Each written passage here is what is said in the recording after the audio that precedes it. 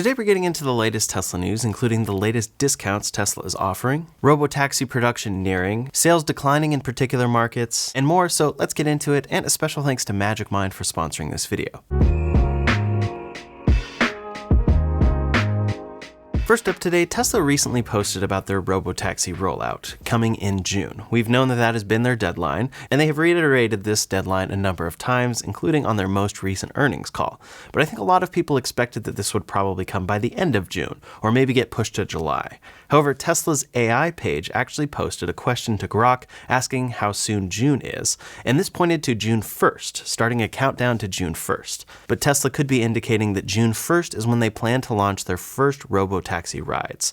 We don't know in what form this will be, but we do expect it to be the new Model Y, and then have at least some sort of teleoperator managing it and making sure everything is going well. But these should be different than employee rides, because they've already been offering supervised employee rides in San Francisco and Austin. In any case, they're expected to start with about 10 to 20 cars, but they do hope to ramp this up very quickly. Initially, they will be supervised in some manner, and we'll have to see what level that is and what level they start calling it unsupervised when it actually might be a little bit supervised. However, we know they've completed over 1,500 trips and 15,000 miles between Austin and the San Francisco Bay Area, and come June 1st, that number could actually probably double. But of course, we know that Tesla doesn't plan to only use Model Ys long term. They have a car that they've designed specifically for this purpose, and it seems they're hoping to blow past these trials and get to the Cybercab rolling out. We can tell because things are well underway for the Cybercab, or at least some smaller vehicle coming from Tesla, and it seems that they've indicated a lot that that smaller vehicle is only the Cybercab. Over at Giga Texas, Joe Tegtmeyer has gotten some great drone photos and videos of tons of Cybercab castings at Giga Texas. These were from a couple days ago and show racks of these castings, which probably means that these are truly preparing for production. Tesla usually doesn't do this vast number of castings all in a line like this unless things are actually working well.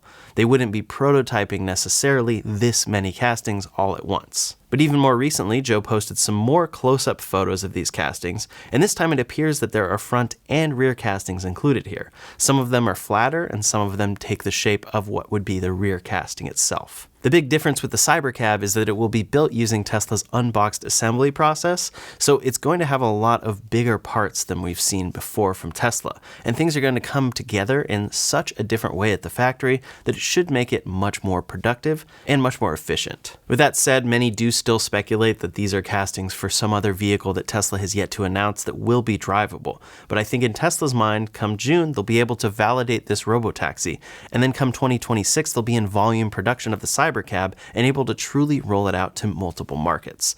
I really hope that that goes as planned, because a lot is hinging on this, but it does seem that it's something Tesla could pivot a little bit if they need to.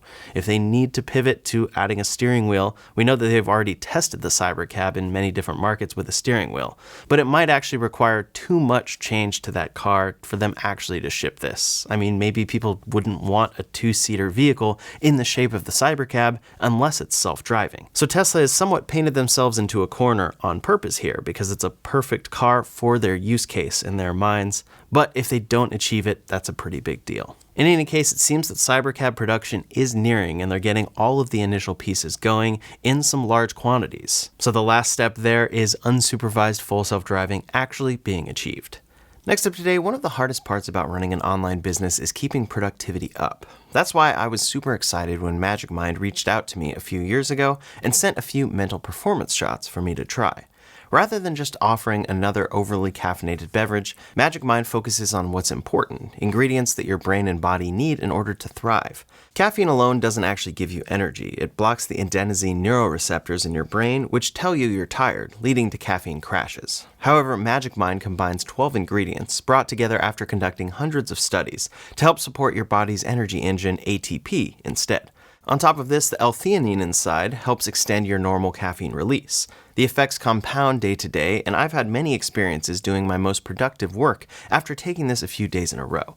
One clinical study found that supplementation with MagBak was found to be effective in all tested parameters, producing statistically significant decreases in stress and anxiety levels, improvement in energy and attention levels, and increased work productivity and performance. For better focus, mental clarity, and calmer energy, try MagBak today. Scan the QR code on screen or click the link in the description below to get 50% off. Next up today, Tesla is always offering various deals across the world, but most recently, we're seeing a lot of different deals in the United States and then in other European countries.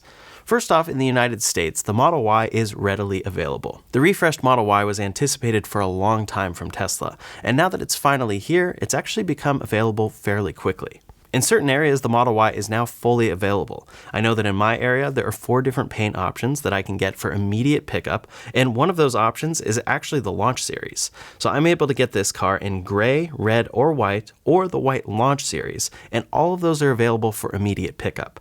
This also appears to be the strategy that they do with their inventory page when they have a lot of the same vehicle, where it's only showing 4 results, but I'm pretty sure there's many different versions of those individual cars fully available for immediate pickup. Seeing the Launch Series there is a little odd since they were originally canceling some people's Launch Series orders, and maybe that had to do with their particular configuration no longer being made.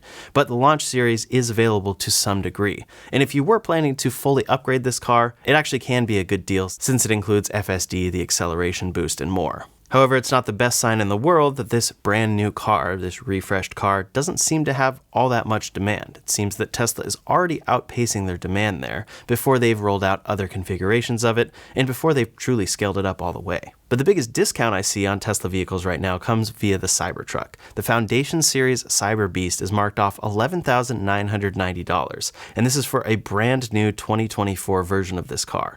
There are a bunch of these, and it seems that they have probably just been sitting at Tesla lots, waiting to be sold. So they're offering steep discounts for people to get these cars, which do not qualify for any tax credit. For the non-Foundation series, they are offering $8,550 off of particular demo vehicles. So there are steep discounts going on for the Cybertruck, which they're having a little bit of a tough time moving right now, it seems. Over on the other side of the world, though, in Luxembourg, Tesla is offering a pretty great discount on the Model 3. When you include available subsidies and a €4,000 Tesla bonus, you can now get a Model 3 for under €30,000. So that's a really good deal on the Model 3 that offers a lot of great features. And Tesla keeps advertising deals like this all across X, Twitter, and various other places. Overall, they're exciting and good for consumers because you can get a great electric car with a lot of great features for a cheaper price. However, it seems pretty obvious that Tesla isn't really lowering these prices because they can. They're not lowering them because they've achieved some future that they've been aiming for, where they can sell their cars at a much lower price. They still have priced their cars the same, but they're offering a lot of incentives because they need to. They need to drive inventory right now. And one market where it may be particularly hard for them to sell any cars into the future is Canada. Because of tariffs, Tesla has had to raise prices as much as 21% there. This saw the Model 3 long-range all-wheel drive come in at 80,000 Canadian dollars, up from 69,000. For the performance model, it's now 90,000, up from 80,000 Canadian dollars. The Model Y long range in particular got a huge increase of 15,000 Canadian dollars, so it's now 85,000 Canadian dollars. The Model S and X is $19,000 higher, and then the Cybertruck is all the way up to 168,000 Canadian dollars from 140,000, and that's that 21.7% increase. Of course, Tesla is now incentivizing customers to buy pre-tariffed vehicles over in Canada, but soon enough these prices are going to be in place for whatever car that you get there from Tesla.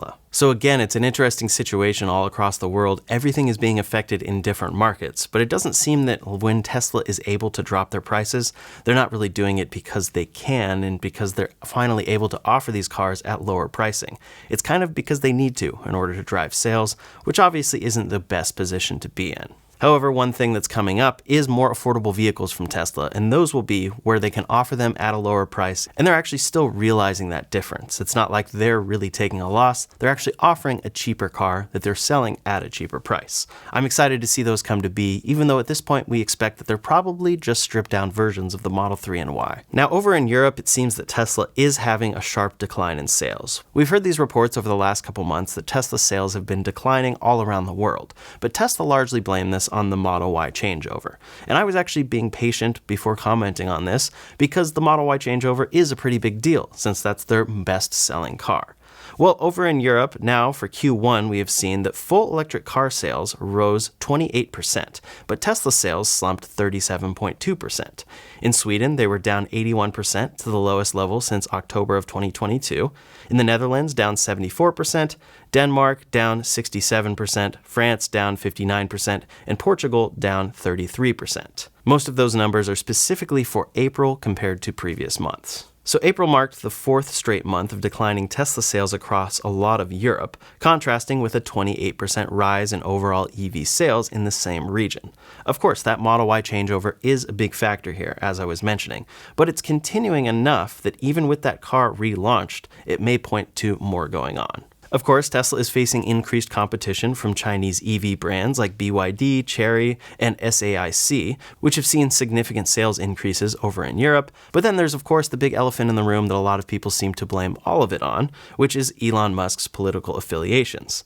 Negative public perception of Elon Musk has extended well beyond just the United States and has definitely affected Tesla over in Europe as well. With that said, the Model Y has not actually fully launched yet in all markets. In Europe, when you go to order a Model Y, it's available to order in many of its configurations, in some places all of its configurations, but it still says delivery is available in June. So they are still ramping this car back up, and it was the best-selling car in the world, so it will have a big impact on their sales. But of course, similar to areas like Luxembourg and even the United States with 0% APR available on the Model 3 today, they're offering loan discounts and other financial incentives in countries like Norway, Sweden, Germany, and Britain. Over in Italy, however, Tesla did see an increase in sales the past month, and it's the second month in a row that we've seen that. So it's not every single market across the whole world, but there are some pretty notable declines where general EV sales are increasing. Now, speaking to Tesla's overall brand reputation, there have been plenty of reports detailing how Tesla's reputation has been hurt as of late. However, a lot of them had pretty small sample sizes. But now a new survey is in from Electric Vehicle Intelligence Report. They surveyed 8,000 US consumers to ask about EV purchasing decisions, and they seem to indicate that Tesla is the only major EV brand experiencing a net negative perception among consumers, with sentiment worsening over time. Quote, when asked whether they have a positive or negative view of Tesla, 32% said they have a very or somewhat positive view combined, but 39% said that they have a very or somewhat negative view. When we look at this brand perception chart comparing all of the brands, for total positive view, Honda is in first place with 51%. Their negative view is only at 5%. Tesla is still beating companies like VinFast, Lucid, Rivian, and Genesis, but nobody else on this particular chart, based on these 8,000 surveyed people, with 32%. So Tesla's negative view is at 39%, which vastly outpaces everyone else. In second place is GMC at 15%. So there's not many brands experiencing quite the same negative sentiment as Tesla is, based on this survey. Then, of course, when you add these numbers together, it results in a net positive view of negative 7% for Tesla. They are the only company in the negatives. VinFast is at 0%, but they largely attribute this to brand awareness, since most people don't even know who VinFast is. But on top of this, Tesla's overall view has been growing. Quote, 38% of consumers report more negative views of Tesla over the past 6 months, with 27% expressing much more negative sentiment. They had a 38% change, whereas it was only about 1% for every other brand. When it comes to public charging, though, Tesla still very much wins in public sentiment, and that one seems very obvious. They are by far the most reliable company when it comes to public charging networks. So this seems to clearly show what's going on with Tesla's overall perception and Elon Musk involved. In fact, there was a recent report saying that Tesla's board had looked into replacing Elon Musk, and you could see just how many people got very excited about this. We saw that Tesla fans were, of course, disappointed to hear this, and then very upset when Elon Musk and Tesla refuted this article, saying that they were not looking for a replacement, and they very much still trust in Elon Musk. But we are at a time where if Model Y sales don't continue to increase, and if Tesla's other cheaper vehicles coming soon don't lead to many more sales for the brand, things are going to come into question in a much bigger way. But one article came out recently showing other factors that could be contributing to this. Of course, with everything, it's very complex. So a recent analysis by Media Research Center, MRC, found that Elon Musk received 96% negative coverage on major US evening newscasts, including ABC, NBC, and CBS, during the first 100 days of 2025. This actually surpassed 92% negative coverage of the president in the same period. Compared to other administration figures, he's only outpaced by Pete Hegseth with the worst media coverage at 100% negativity. Of course, this has to do with Elon's involvement with the Department of Government Efficiency, DOGE, and that will be changing come May. He's still going to be involved, but he won't be directly in the cameras at all times and at the White House. Elon did seem to somewhat address this on the earnings call, but also gave a lot of excuses as to why all of this is happening with Tesla's perception. And we can see across the entire spectrum what everyone wants to blame everything on. But the bottom line is that Tesla is not selling as many cars as they have in the past. And it's something they probably need to solve. The fact that the Model Y is readily available, even though they haven't fully ramped up production on the refresh, is not the best sign for the company. But what do you think? I think over at Tesla, they're kind of banking on full self-driving in the Robotaxi and not too concerned about a temporary decline in sales. However, if that's not achieved, it seems like it's going to be a big problem for them. But leave a comment below to let me know your thoughts on this situation. In the meantime, it does seem that Tesla is offering some good discounts on their cars, but I wouldn't be surprised if things do increase as far as discounts are concerned in the coming weeks and months. We'll have to see, and I'll keep you posted. Next up today, one of the big questions when it comes to full self-driving features is safety. Ultimately, Tesla wants these features to be much safer than human drivers. And many argue it can't be, based on all of the technology that Tesla includes, but Tesla regularly shows us how it can be. Tesla publishes a vehicle safety report each quarter, and their Q1 2025 report just came out. They say, quote, "In the first quarter, we recorded one crash for every 7.44 million miles driven in which drivers were using autopilot technology. For drivers who were not using autopilot technology, we recorded one crash for every 1.51 million miles driven. By comparison, the most recent data available from NHTSA and FHWA from 2023 shows that in the United States, there was an automobile crash approximately every 702,000 miles. So this is a great improvement here to see over the last couple quarters, but we would expect that this would actually maybe getting a little better. But as always, I really want to see FSD compared here. When you compare autopilot exclusively, it's not exactly an apples-to-apples comparison to the national average, because autopilot is not used on everyday streets, it's primarily used on the freeway, and of course is monitoring. So we're really comparing a driver assist system that's heavily monitored to people driving without any system whatsoever. Of course, that seems to be quite a bit safer, which is already a great thing. But I'm very curious to see a full self-driving comparison, because full self-driving can and will drive basically anywhere, just like human drivers do, so that will really be that apples-to-apples comparison. Of course, it's supervised as well, so the real comparison as we get into the future will be how much safer is unsupervised full self-driving than the average human driver. Regardless, it's great to see that things have improved over the last couple quarters, and I'm curious to see where things go from here and how Tesla might decide to report things differently. Including autopilot as a whole encompasses a lot of technology, whereas full self-driving is really where their future lies. If all goes according to plan, we should see this grow exponentially as far as how much safer it is to be in a full self-driving Tesla than the average car without any technology whatsoever. Of course, Tesla's full self-driving system is utilizing AI in a large capacity. They're using AI within the cars themselves and then large AI training clusters at their factory over in Texas. It's ultimately what enables this technology and makes it so that they can deliver these features with simply cameras and a computer in their car. But Tesla is always hard at work on a lot of different AI projects, and of course, their Robotaxi is the first one we're going to see hopefully come to fruition sometime in June. Tesla has talked about launching their Robotaxi network in Austin in June of this year, and they keep reiterating this deadline. And the latest reiteration comes from their Tesla AI X page, which asked Grok, an AI assistant, how many days until June. It counts down the number of days until June 1st, and usually when Tesla says June or Q2, they mean by the end of that period. But in this case, it seems that Tesla may be aiming to launch these cars on June 1st, so that they have the entire month of June to ramp up. If they posted this tweet with a countdown to June 1st, it looks like that might be when it's launching, but of course we know that they're launching in a fairly small capacity initially. They're starting with 10 to 20 Robotaxis, which will be refreshed Model Ys, and then they plan to ramp up from there. I think the goal that they've said is that by July, they want anyone visiting Austin to be able to summon a Robotaxi and take a ride in it, at least in a certain area. So we'll see how quickly things can move here. But while that's where we're seeing AI implemented the most, or most obviously at Tesla, we can also see them implementing it on the customer side, dealing with customer support. Tesla has now introduced an AI-powered voice assistant to enhance its insurance customer support services. They are hoping that this will streamline processes, reduce wait times, and cut operational costs. So Tesla's in-house AI voice agent will now handle basic support calls for Tesla insurance in 12 US states, and they say that this will assist with common inquiries and account modifications. You can use this for simple policy changes, for adjusting deductibles or coverage limits, without having to wait for a human representative. It also provides summaries of previous interactions, allowing customers to seamlessly continue discussions or processes from where they left off without having to remind or update a new person.